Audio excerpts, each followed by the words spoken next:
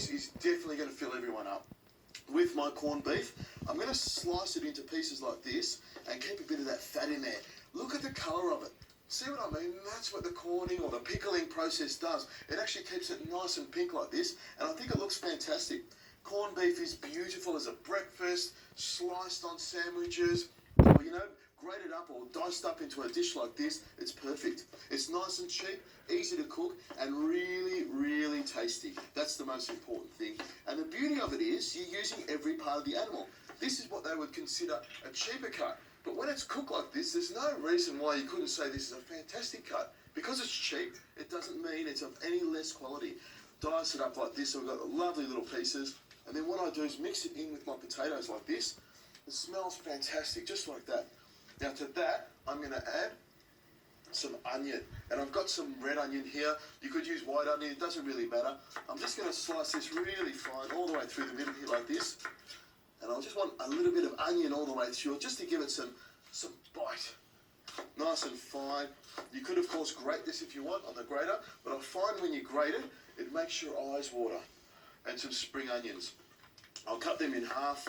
Even more onion. This is great. It's got lovely colour all the way through here like this. You could, of course, chop this nice and fine, or put some shallots in here, or chives, whatever you've got lying around.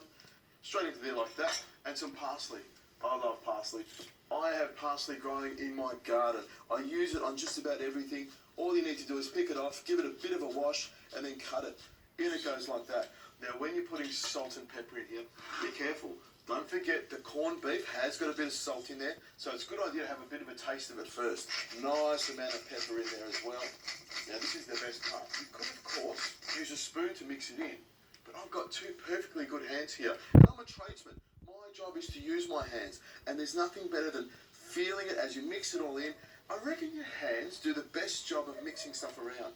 It looks great already, and you can smell it. That potato is nice and sticky. It's going to hold it all together. Now, some people put egg in here if they want, but for me, this is perfect. I could keep doing this for hours, but I've got to cook it. I've got to eat it. Into my pan here, which has got a little bit of heat in the bottom of it, a touch of olive oil. Now, this is the bit you can make big ones or small ones, whatever you want to do. But for me, a lovely big bit of hash is what makes me happy. My fry pan's nice and hot, and in it goes like that. Hear that sizzle? Push it down like that. Just sprinkle it on there. Now with this, I'm going to fill the entire bottom of the pan. But I'll just go to the edge of the pan where it starts to just go around a little bit. But this will all stick together as it fries. What could be better than a nice big fry up of a breakfast? But it's missing a couple of things. I need some bacon and eggs with this baby. This will, of course, take about 10 to 12 minutes to cook till it's nice and sort of golden on both sides, and I'll very carefully flip it over.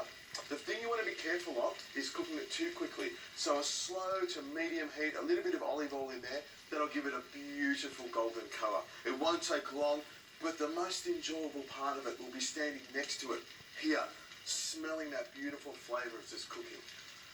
I'm foaming in the mouth just watching it. I can tell it's cooked. It's starting to go golden around the outside, and this is the time to turn it. And you're thinking, Richo, how are you going to do this? This looks like an impossible task. Well, here's a little tip. I grab a plate that fits on the inside of my pan here, and I just make it like that, and I grab the plate here. Now, you could do it with a tea towel if you want, but I'm going to do it with my hand. This could be quite dangerous. There's a little bit of oil around there, and you flip it over like this. Take it off the top. Look at that baby there, nice and golden. We know that this is cooked beautifully, and all you need to do is carefully slide it straight back into the pan like that. Look at that. Perfect. Now that's going to cook in a couple more minutes. It's not long till it's ready. My other pan here is ready to go, because with this type of Irish hash, you need something with it. You need some bacon and eggs. And as my doctors always said, Richo, one slice of bacon a week. So I'll cut myself a nice slice of bacon. Not too thick. I'll have to save this for next week. Into my pan. Oh, look at this. This is the way you buy bacon. Go to your delicatessen or your butcher and buy smoky bacon like this. It's beautiful. You can see there's just a little bit of fat here, so that goes in the pan, fat side down, just the way I want to render some of that beautiful bacon flavour into my pan. Because when I put my eggs in there, which is not far away, I'm going to need a little bit more butter, because butter always makes things tasty. And when I cook eggs, I always use butter, because butter is a great indicator of how hot the pan is. When you cook eggs, you want the butter to just be sizzling away gently, and that way it's not too hot for the eggs. You can see the butter's just starting to sizzle.